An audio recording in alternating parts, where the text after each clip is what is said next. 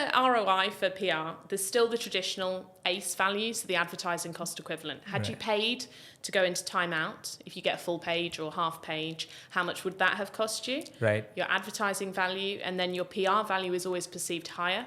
So we times that, well, in the region we times it by 3 or 4. Personally, as an agency, we times it by 3.5 just to be in the middle, which gives clients a good idea of, had they paid for the advertising space, what it would have cost them, and then also how it's perceived based on the PR element. However, I always encourage clients, because of the way the comms industry is now, we can't work in silo with PR, in silo with social media, in silo with a marketing campaign, collateral, and so forth. So if I use a restaurant as an example, another way to measure, although it's quite time sensitive, is every single person that comes through your door, how did you hear about us today? Sure. In order to start to understand whether your kind of Google ads are working, whether you being within the magazines, whether your chef interview has had an impact, whether the influencers that you've given free meals to for weeks and weeks have played on that part. Right. We also encourage that as well, and also looking at the analytics of digital and website views and so forth.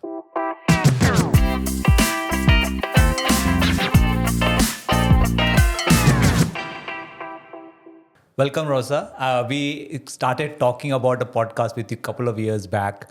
I think I lost my steam at that point of time, work overwhelming, and but here we are 2 years later. And at that point of time also, I did not do a PR part of my podcast. And but this time again, when I thought of PR, I thought of reaching out to you. Thank you so very welcome much. to Marketing and Coffee Podcast, Lijo. Great to have you here. Lovely to be with you. Thank you for inviting me. Yeah.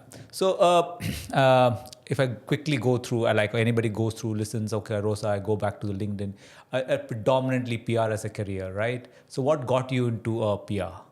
I think actually back in the day, it was the event side of things and promotions and wanting to market.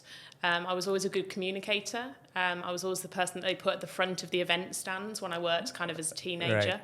Right. So naturally fell into it, and then via my study being marketing, then specialising in PR and magazines and so forth, it's kind of gone from there, I guess.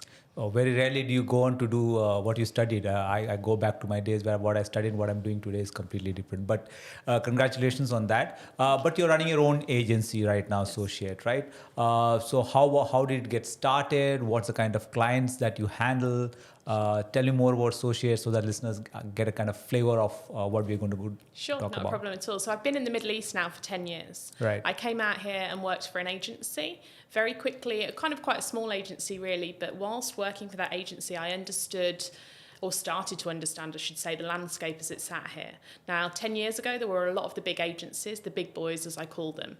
And the way Dubai was shifting towards having smaller business setups, and obviously the way we can form a company here now has drastically changed as well. It meant that there was more of a need for a smaller solution sometimes, and also a more tailored solution. That, coupled with the way the industry has moved as well, it was a good time to look into actually what other options were there out there. So I started to do a little bit of freelance work, started to work for friends of friends, and then it got to the point where I was like, actually, there's a need for this here, which was nice. Now we have a fair few more boutique agencies, but the collaboration is great. So I started off the agency 8.5 years ago now, predominantly on PR. That has the kind of scope has broadened, but still the bread and butter of our business is PR, and the core of it certainly is. Client-wise, non-industry specific because of how the media landscape sits here. Right. That again has changed since COVID, but it was going that way anyway. We're moving further away from print. However, I don't think it will die. People always ask me that question.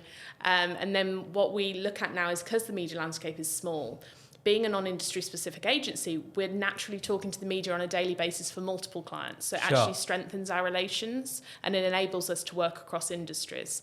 However, I love hospitality, I love retail. Having studied fashion management, retail is still very close to my heart. Clients include Ace Hardware, Sofitel Dubai Downtown, Maidan Hotel, Gates Hospitality Group.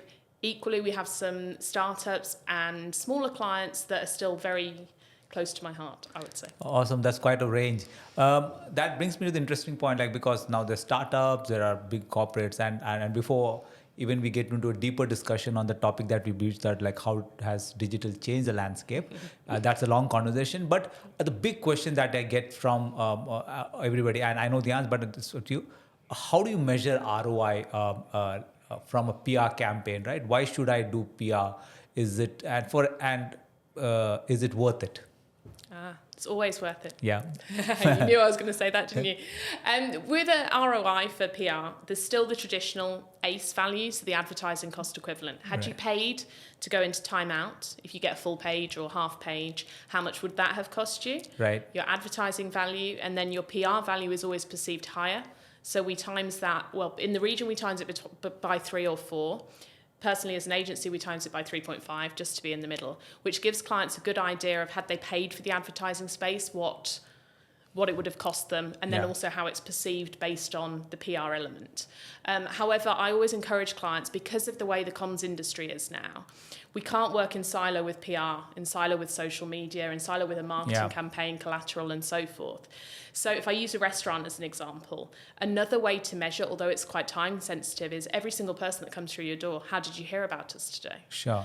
In order to start to understand whether your kind of Google ads are working, whether you being within the magazines, whether your chef interview has had an impact, whether the influencers that you've given free meals to for weeks and weeks have played on that part. Right. We also encourage that as well, and also looking at the analytics of digital and website views and so forth.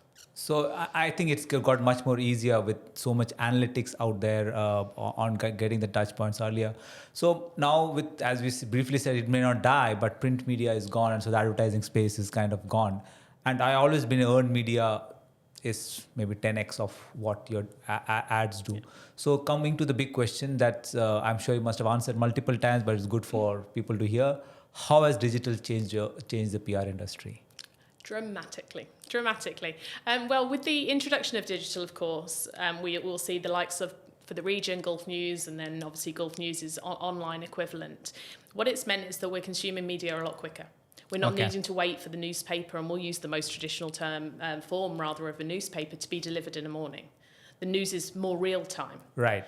Whether that be through their websites or through social media. I mean, we all know as well, to use another one in the region, when something happens in Dubai, it's on Love in Dubai before your friends told you about it. So it's drastically changed the industry. Equally, though, it's still how we use that content and how we repurpose the PR coverage that we get. Because even with the digital sphere, and I always call it kind of a web in the background, websites, and then pages, whilst they stay there, they can get lost if they're not constantly updated. We know how that kind of works. So when we look at each piece of coverage that's achieved, print or digital, it's then, for me, how clients reuse that. They reuse it through their content, through their marketing, through their websites, through their email signature, to make sure each piece has as many legs as it possibly can. And making sure that they're showcasing those successes. So it has changed it a lot. Influencers is a whole other sphere. Yeah. I call it the wonderful world of bloggers and influencers, because most people don't enjoy working with them on a day-to-day basis. Obviously, we do as an agency. But the power that they have, but what they expect is also very interesting.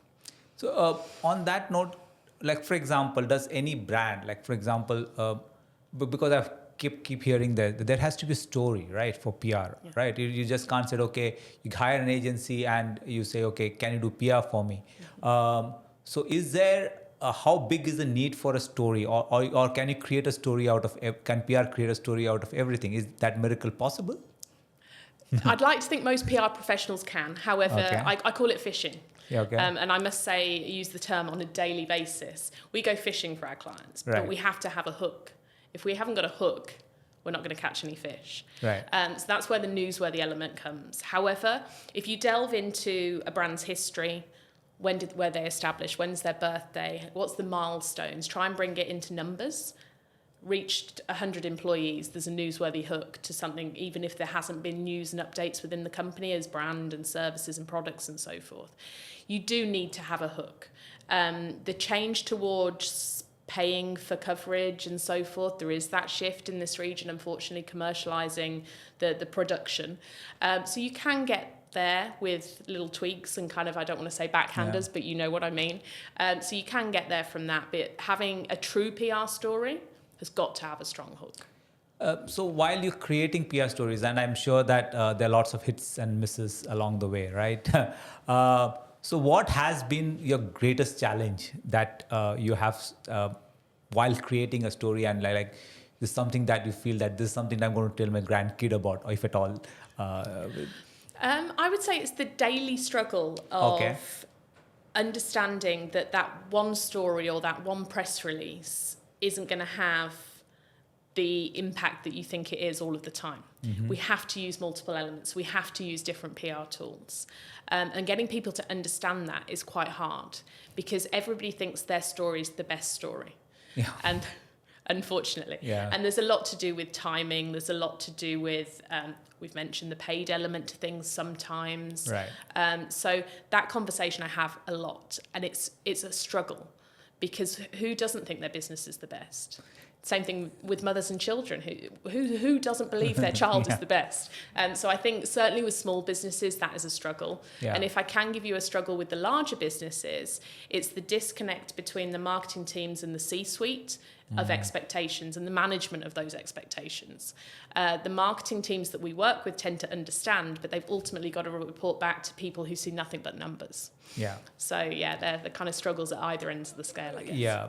So just briefly coming back to this word you use in between, which is a large part of PR now, which is influencers, right?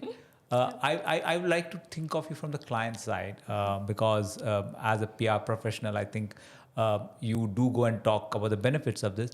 How does like a CMO who's hearing into this podcast think of how do I, if I've never done a influencer program as part of my marketing mix or my PR mix kind of a thing, how should they go about starting off on their journey of looking for an influencer program? Great question. For me, I think it's who the audience is. Right. So influencers, we've gone through different stages of them obviously coming to the forefront and being incredibly important, and they are in our kind of toolkit. But it's not just gifting them and expecting coverage. What we have to do now is be more clever with how we're using them. And I mean that in the nicest possible way. But what are we using them for this month? What objective are we trying to meet? Right. One of the things that brands think is, well, I'm just going to give them loads of free things. But what we do very carefully rather is look at how we can craft the right messages for that month and that particular activation. Right. Rather than thinking about it a blanket of the year, we're going to allocate 10 influencers per month. Okay, great. It's wonderful that you're going to do that. What are we giving them in return? But also, what are our expectations, or actually more importantly, what are our expectations of them?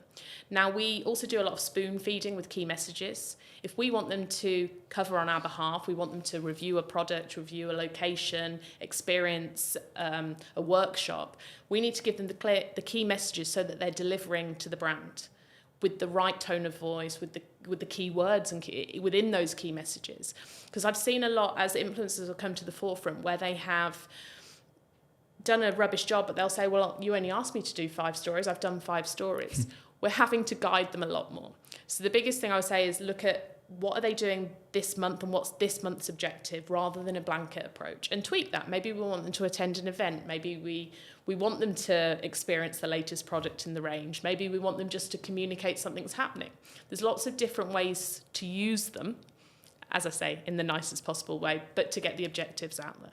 So a couple of interviews back, I had somebody who was working the corporate comms team, and the entire conversation about how bigger corporates are trying to create a corporate, especially in the B2B business, right?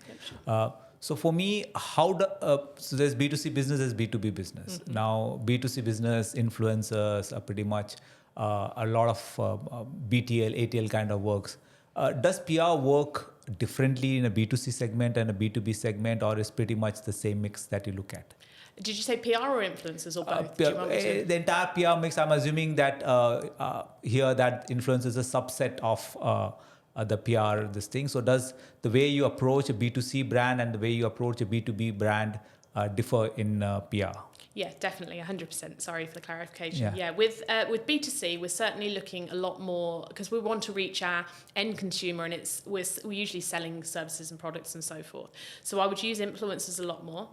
The landscape actually for B2C, certainly in this region, tends to be smaller.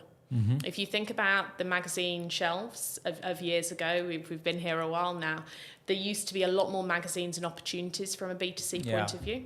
There's less now. We're more looking at a column within a magazine of a generic magazine rather than a fully fledged beauty magazine, as an example.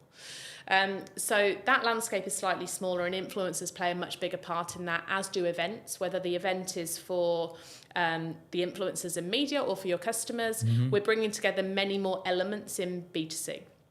With B2B, the biggest thing that we have to play with, because there's less hooks, there's less stories. B2B businesses tend to not change their product offering on a day-to-day basis. Right. It's more in quarters or yearly, or new product range will come once a year, once every 2 years. We play a lot more to the thought leaders. So the better way to sell to B2B is by the education and your expertise. That's where we will choose that business incorporation company rather than that one, based on expertise and the people within it. So we play to thought leaders a lot more within the B2B space. Okay, now we have discussed the past, the present kind of a thing, but just a kind of a sense check on how the future looks like. Now with AI, how has it changed the way, or how do you foresee? I mean, it's all kind of speculative at this point of time, because everybody has their own points of view depending on where they are in their own AI journey. But what do you see is going to be the landscape going forward? Crystal ball, I wish I had one. Yeah. I think the one thing for me certainly is I've seen a lot more terribly written press releases. Okay. Oh, yeah. Oh, you can know it's from ChatGPT. Yeah, right? 110%. I mean, I've even seen a press release with an emoji in it. I mean, we all know where that came from. Right. Anyone that's used it once knows that. So I definitely foresee that we're going to have to navigate and stay true to our profession. Obviously, as PR professionals, we're trained to write for the media. All of a sudden, people think they don't need us to. And unfortunately, they do. So I think that'll be very interesting to see how, and that navigates the SEO and the back end of things. With regards to influencers, I hope that brands, agencies will stick together on this one, so that our industry doesn't get overtaken by them. And I think we are already, to be honest. But I want us to be stronger in that, because otherwise, a lot of businesses can be taken advantage of by influencers. So I think that's something to watch. And certainly, the press release writing and actually what that is. People think, I don't need a copywriter anymore. Oh no! Oh my God! I think you need them more. And this is something that I have conversations with. Like, they feel that the graphic designer is dead with Midjourney. No, you need to have the right inputs, garbage in, garbage out, because all of those is based on the kind of right input. And there's some horrible content that goes out there because very clearly the right input did not go. Yeah, they put a sentence in and got out 3,000 words. It's worrying. So also, like I know, like in social media, it's a big one. It's not earned, but it's your own media kind of a thing, right? Has PR moved on to that space where you feel that the brand tone of voice that has to have a PR person's point of view, even in their own media, or how does it overlapping? Because a lot of the social agencies or digital agencies may not have a PR, or vice versa, right? Do you find there has to be kind of a sync between PR and the brand tone of voice on social media? And how will a small brand, like who cannot afford a PR and this thing, get that PR thought process into executing the social media strategy? Yeah, I think the tone of voice across a brand should always be consistent. And I think certainly with a small brand, it's how you can best use your tools to your advantage. So a small brand that has a PR agency, as an example, but maybe in-house manages their socials in-house. If I was sitting there with that particular client and they say, I'm going to do the socials, I'm going to say, right, okay, great. Look at the press release we write for you. Within that, you will find numerous social media captions that you can drive from. So that same tone of voice across all channels is so important.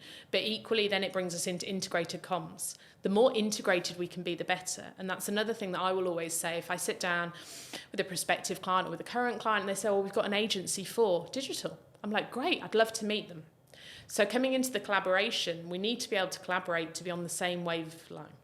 A lot of people will go in silos to what they're doing. Right. Well, the agencies don't need to meet, or the agencies are enemies. No, we all need to work together. And I always go on the thing that everyone has different expertise. No agency can be 100% good at everything. So we all have a specialty. So with that collaboration, but we've got to go in tandem, because social media alone is not going to get the results. PR alone is not going to get the results. Spending thousands on Google Ads is not going to get the results if the other elements aren't there to back it up, because we all know, you hear about, I talk about restaurants, like I've also had client meetings with them today, but you hear about a restaurant, you'll look at it on social media, can't find the telephone number too easily, then you end up on Google. And then there's it's all got to be in sync. Yeah, great. So I think PR is the touch point, and I think one of the biggest challenges you will face is to give the attribution to PR, and I think that will, because it's so number driven, because that touch point a lot of times may or may not have a data associated with it. Do you struggle with that as an agency, or is it something that is something that most of the clients understand, that this is something that cannot be directly attributed to success, but over a period of time you get success? No, it's still an education factor, but right. I smiled while you were asking me that, because I still get asked a lot, right. or I get told a lot, X agency has guaranteed this number of coverage. And I'm a girl true to my heart and to my profession. I say, well, no PR professional can guarantee anything. And this comes back into the approach that's been taken with it. But there are no guarantees. You need the hook. Right. You need the hook, and you need solid media relations. So I think ultimately it's very different from that point. And it is we're forever educating clients. It's rare we find a client that goes, I know exactly what you do, and I know your process, and I understand. We're quite results driven here, and it's like, I want results now. What can you guarantee? Yeah, and that's the toughest part, because right now, since everything instantaneous, right? Even the delivery is within 10 minutes, right? So they want marketing results in 10 minutes. And I think, I'm hearing out the pain and feeling it myself. Thanks a lot, Rosa. It's been enlightening. And I'm sure it was more so for the audience that were hearing about it. How does somebody get in touch with you? Where are you available on with social handles? Is there a preferred way of communicating with you or reaching out to you in case somebody wants to start off on the PR journey? Bless you. Thank you. It's been a pleasure to be here with you today. Always LinkedIn. LinkedIn, I'm always on. I'm probably not as consistent as I should be, but it's about 3 times a week rather than twice a day and so forth. Also, personally, Instagram. Right. I'm on Insta, and they're my 2 favorite channels, I would say. Yeah. Since you mentioned LinkedIn, a quick question, because I just kind of happened to just go through your LinkedIn just before coming, in case there's something that I missed out, since, even though I know for you sometime. Is this mentor something that you've started, and it seems to be pretty new as this thing. So I want to close off on that note. Since it's new, I'm sure there's a lot that you want to achieve through that. So what is it before we finally close? Bless you. Thank you very much. Marketing Mentors is my latest baby, if you like. Right. With a good co-worker of mine, Mike Hoff. We both decided that there's a drastic need for people to be supported in their journey. So while Associate is going from strength to strength and we're getting bigger and bigger clients, my heart always sits with helping people. Right. So the mentorship approach is because I'm fully aware as well in this region, and Mike and I have had so many chats, that marketing managers sometimes don't have a wealth of experience. Sure. I've been in the region for 10 years. I've watched the year turn 10 times. Experience is key, and a lot of people will say, great, fresh grad, I'm going to put them in a marketing manager role. Well, they actually need mentoring. They need help in order to get there, because we can't all be perfect at everything. Yeah. So that's the approach that we're taking with it. So as soon as kind of Associate gets to that stage, I'm like, but I'm not helping people as much anymore. So that's where Marketing Mentors came from. All the best for this activity, and we will have a conversation around that outside of this podcast. But thank you again, and all the best. My pleasure. Thanks for having me.